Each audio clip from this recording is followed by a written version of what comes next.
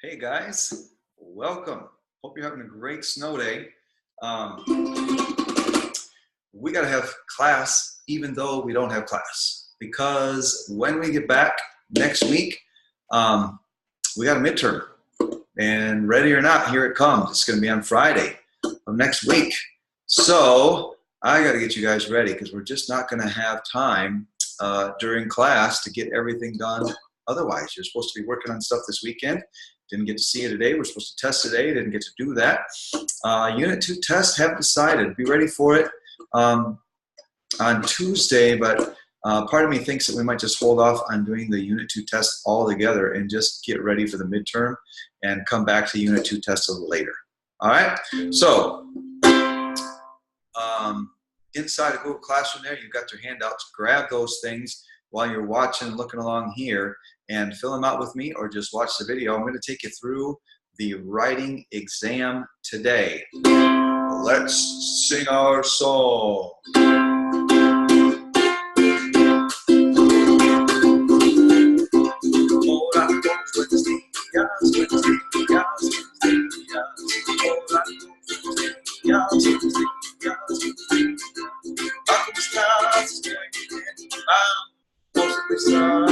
La clase es bueno, vamos a estar mucho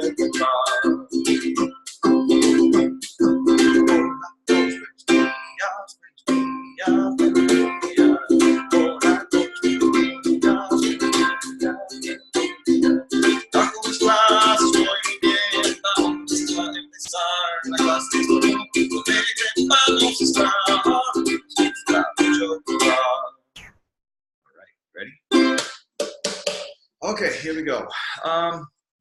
So what I got to do now is share my screen with you. So let me see how that goes. Share screen. Bam. So you're going to be seeing my screen. I'm going to take us through our presentation. All right. So let's jump over to it. I'm in Google Chrome, and I shared these things with you inside of Chrome.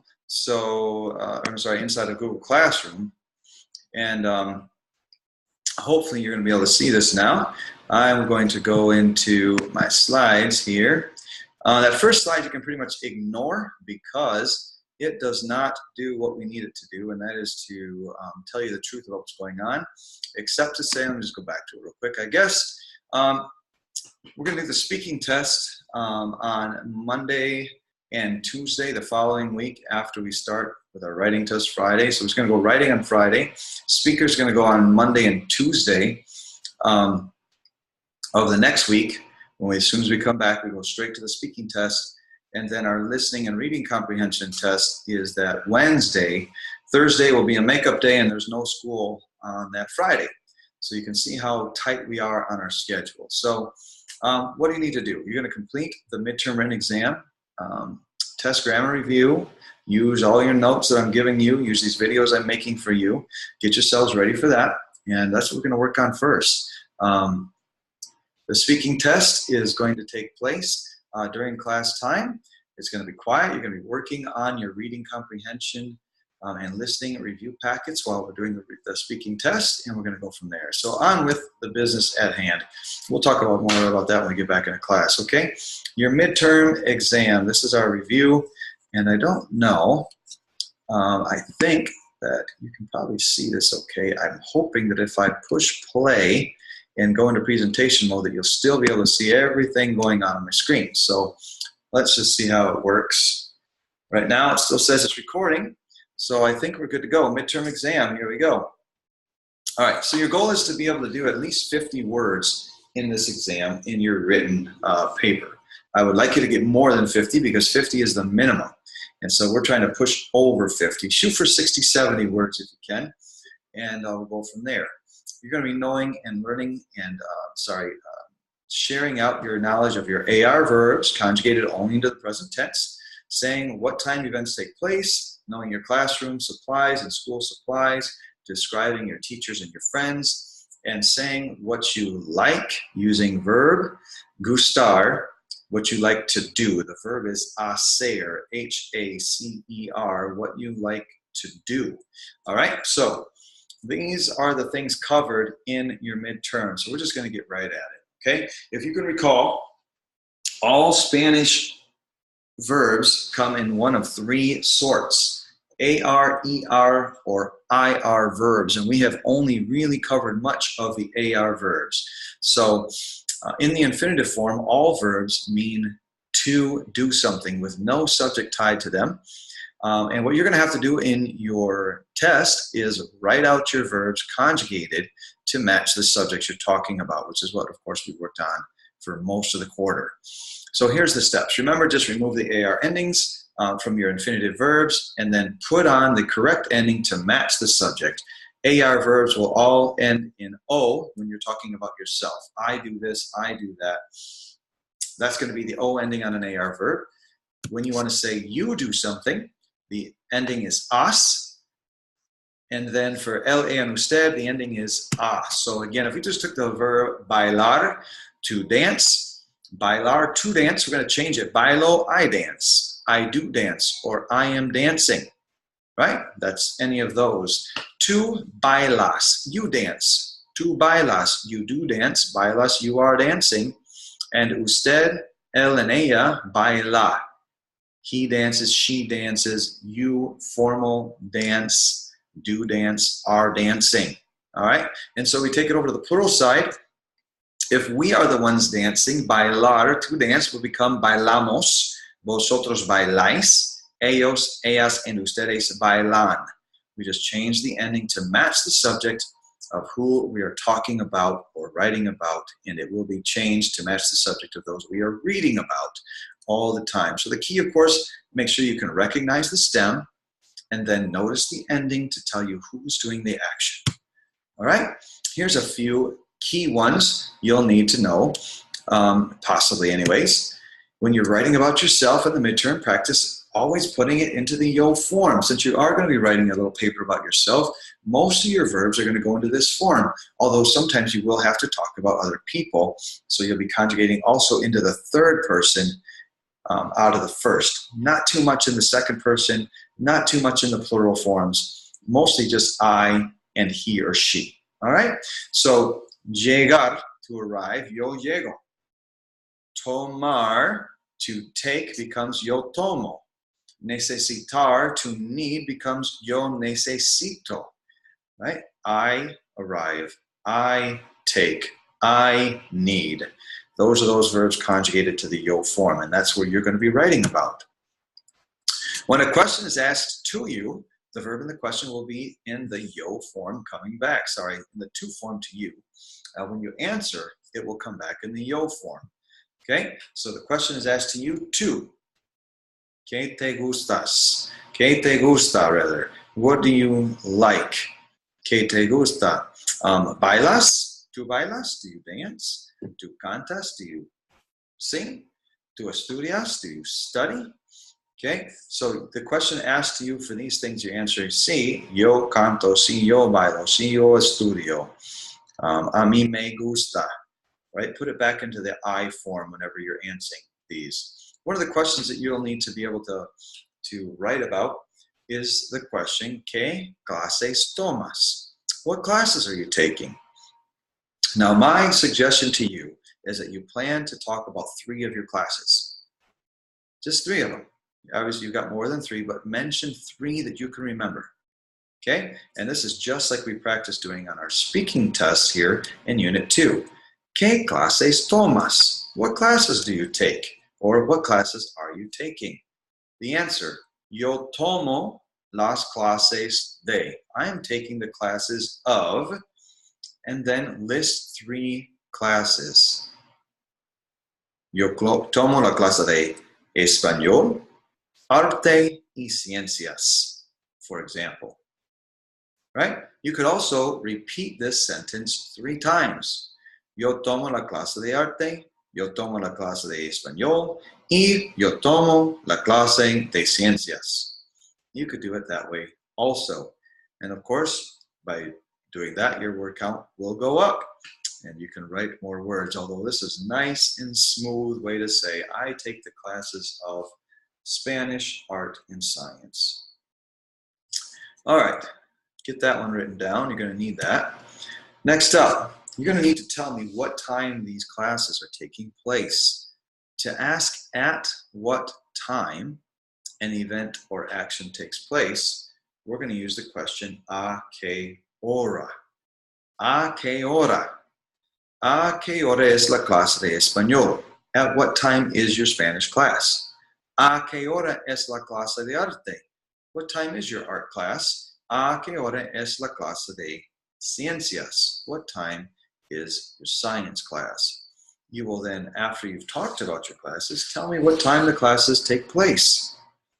Use this question to ask about when an event or action takes place. Now for the current time, remember it's not qué hora es, but a qué hora. A qué hora. What time does it take place, or at what time rather than qué hora es, what time is it right now? Okay, here's your models. For an action, conjugate your verb in front of a las. Okay, for example, I walk, or I am walking at 7 in the morning. Camino a las 7 de la mañana. That's for an action. Or I dance at 7 o'clock at night. Bailo a las 7 de la noche. So here I've conjugated the verb, put in a las, and then the time. For an event, for example, the class, la clase de español es a las, I don't remember what time we start, a las 8:05 de la mañana, 8:05 in the morning, for example. Okay, la clase de arte es a las 10:10 de la mañana. Y la clase de ciencias es a las, 12:30 de la tarde.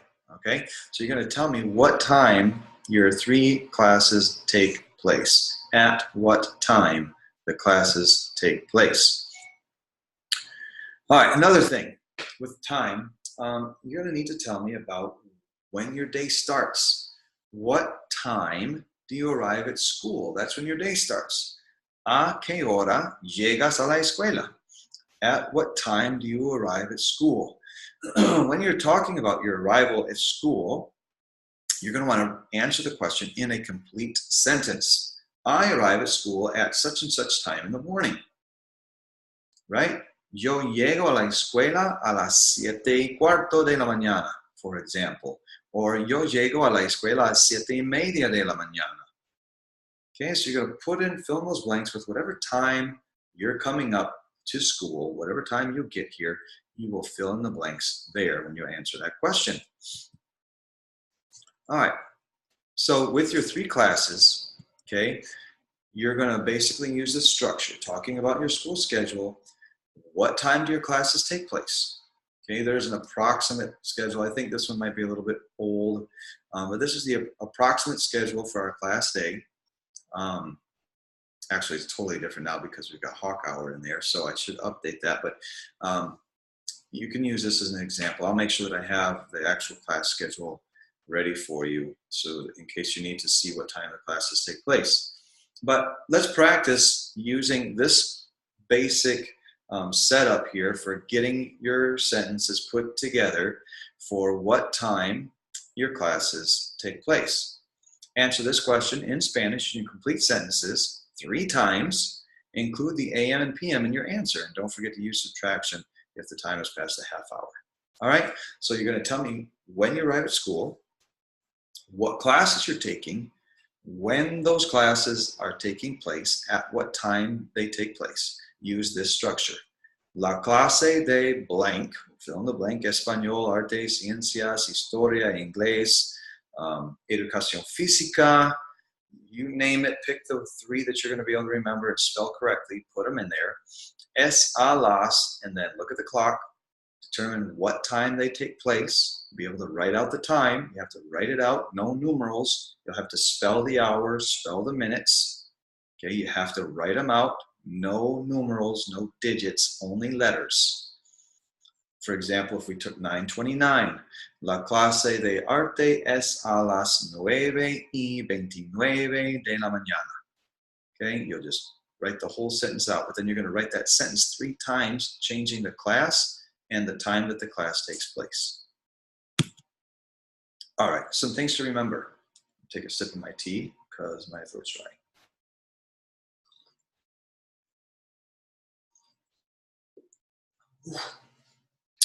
Burning me. All right.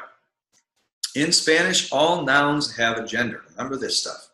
Okay? Either they're masculine or they're feminine. They can also be singular or plural.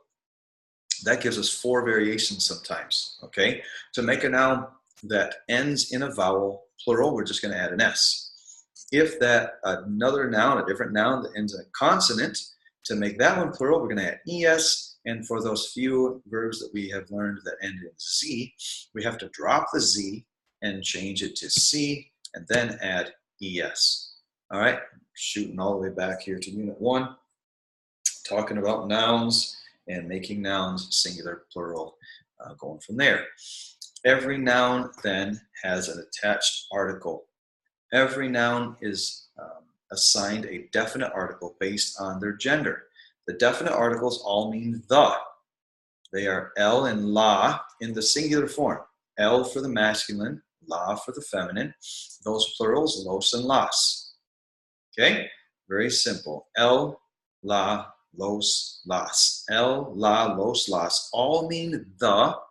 El will be assigned to all masculine nouns, la to all feminine nouns, los to all plural masculine nouns, and las to all feminine nouns that are plural.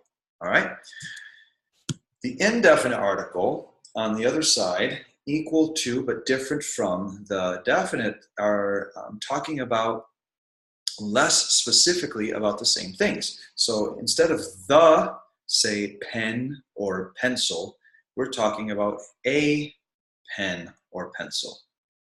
Instead of the student, we're talking about an, sorry, not student's a bad, estudiante. I don't know, instead of the apple, we're talking about an apple. Instead of the students, we're talking about some students. All right? So these words in Spanish equate to el and la with un and una, and to los and las with unos and unas. A, an, some, several, or a few. I could also add on to that. A or an for un and una. Unos and unas mean some, several, or a few when placed in front of a noun. All right, here's the question that's going to lead into these things. All right, what do you need for the classes? Remember, you're talking about 3 classes.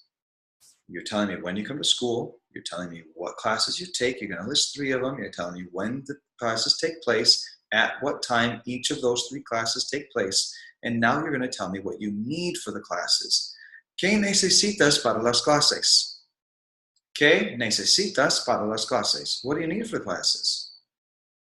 And then you're going to tell me I need. You're going to take that AR verb, necesitar, that was changed to necesitas when it was asking you, and conjugate it to necesito when you're talking about what I need.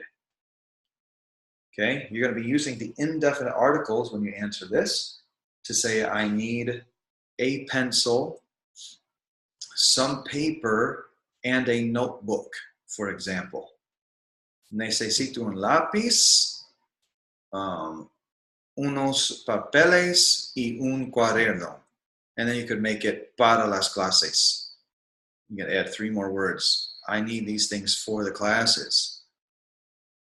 Yo necesito un lápiz, unos papeles, y un cuaderno para las clases.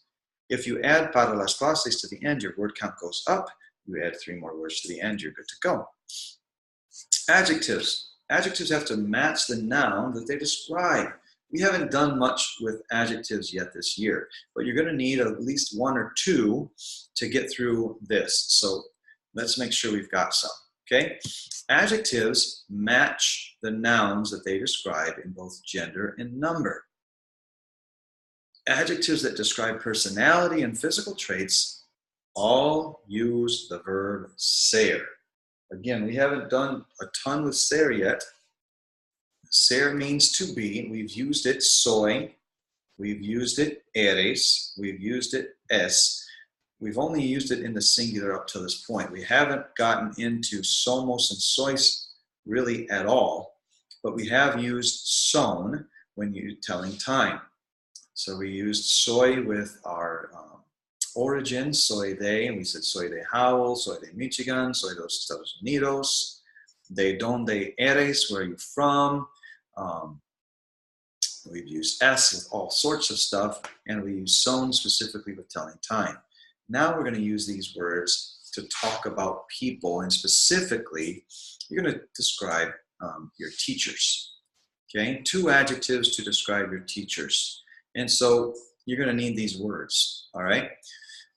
Mis profesores son, my professors, my teachers are, and then we need a couple words to describe what they are. Son divertidos, they are fun. Or son simpáticos, they are nice. Son fáciles, they are easy. Son difíciles, they're difficult. Son tontos, they're silly. So you're going to find a couple adjectives that you can use to describe your professors, and I will give you that vocabulary on Tuesday when we get back. All right, adjectives of quantity, such as mucho or mucha, can describe, and numbers rather, mucho, muchas, and numbers go before the nouns that they describe.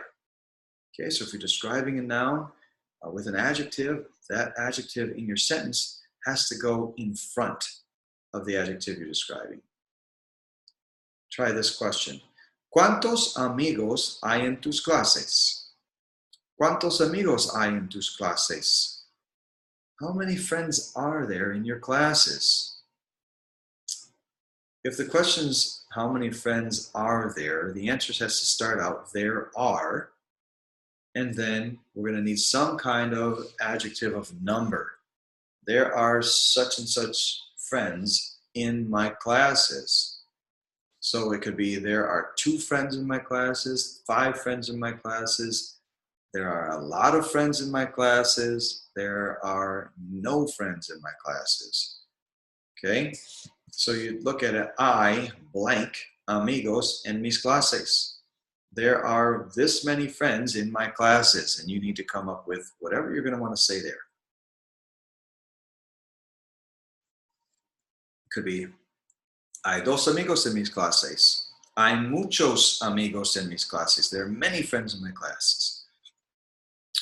You could also say, no hay amigos en mis clases. There are no friends in my classes.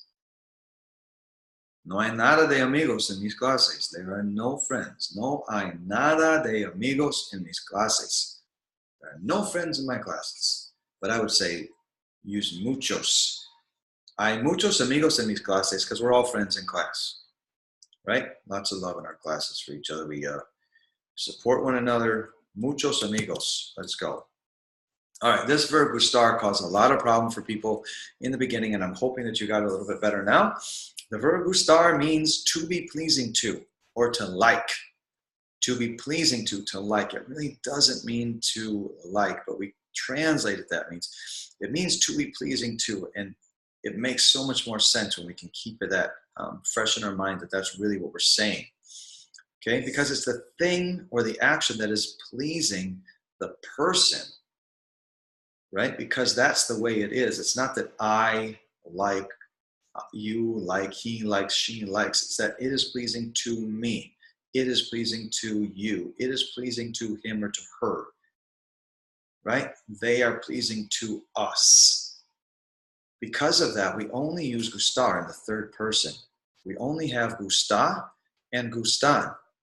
Gusta is for all of the singular nouns that we like, or rather that are pleasing to us. And for any actions that are pleasing to us, And gustan is for all plural nouns that are pleasing to us.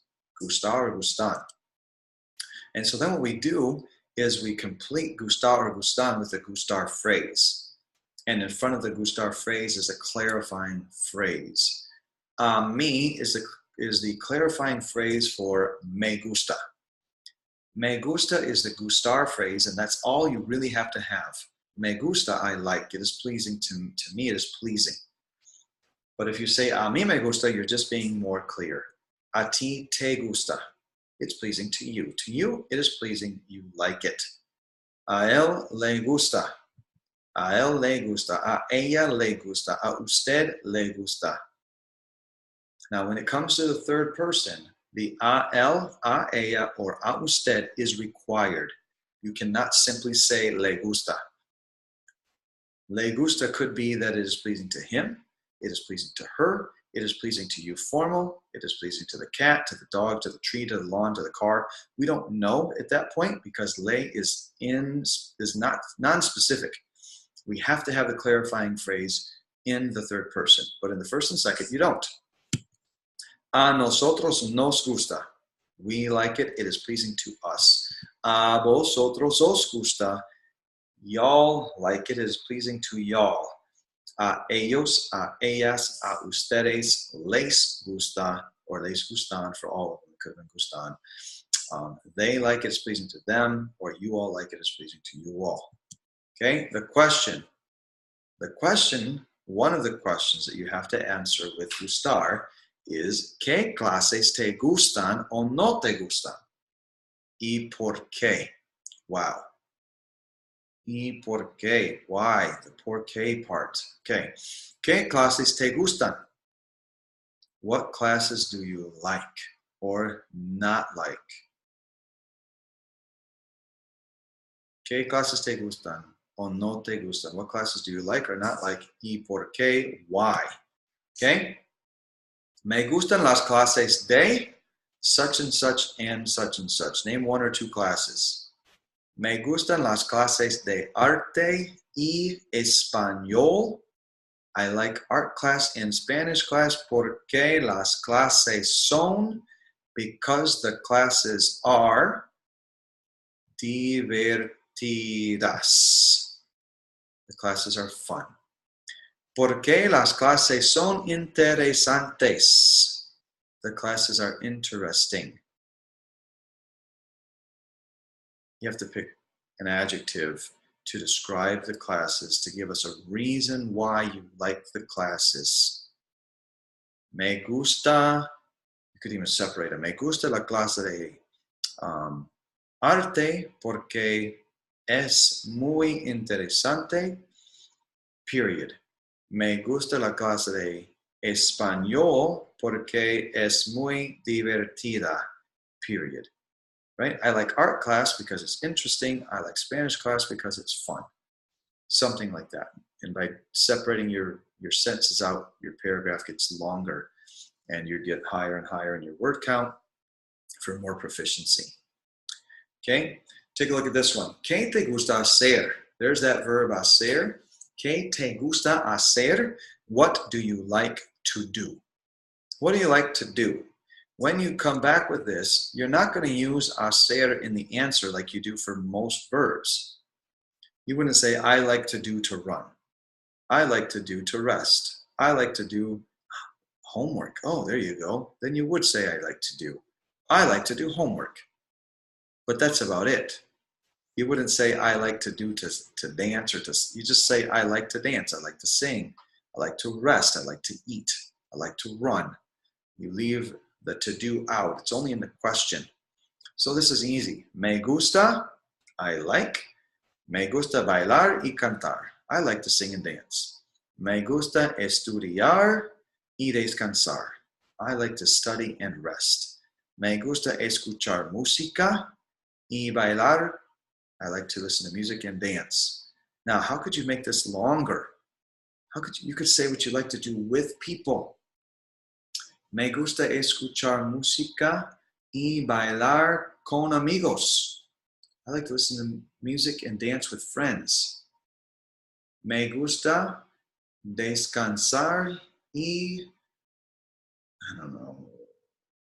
Desayunar. I like to rest and have breakfast. Con mi familia, with my family. Okay, so if you could tell us who you like to do these things with, then you could add in a little bit more even. All right, moving ahead. All right, I think that was the last one. How excellent is that? And there's a rubric kind of for how your written is going to be scored. All right, so let's get out of here.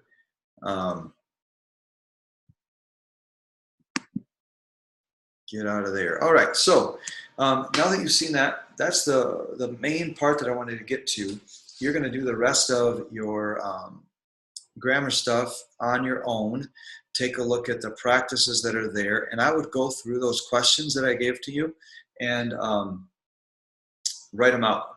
Organize the thoughts now into a full paragraph using the questions that I gave you, the examples I showed you in the warm-ups for the last couple weeks that was coming, so you knew that this was coming. And between those questions and the practices that we've done, and now the vocab and everything that I just showed you, you should be able to formulate a practice written sample that would work for your midterm. Okay, and that's what you need to do this weekend. You have to do it this weekend, because when we get back, we've got to get ready for that test on Friday, and we have very little time. And we also have to prep for your speaking test, your reading, and your listening, all in about 3 days now. Very difficult stuff. So get busy on it this weekend. I hope this video helps you to study, and it helps explain how you're going to get this thing going. All right, you guys enjoy your snow day, but you're going to have to study Spanish too. All right, take care.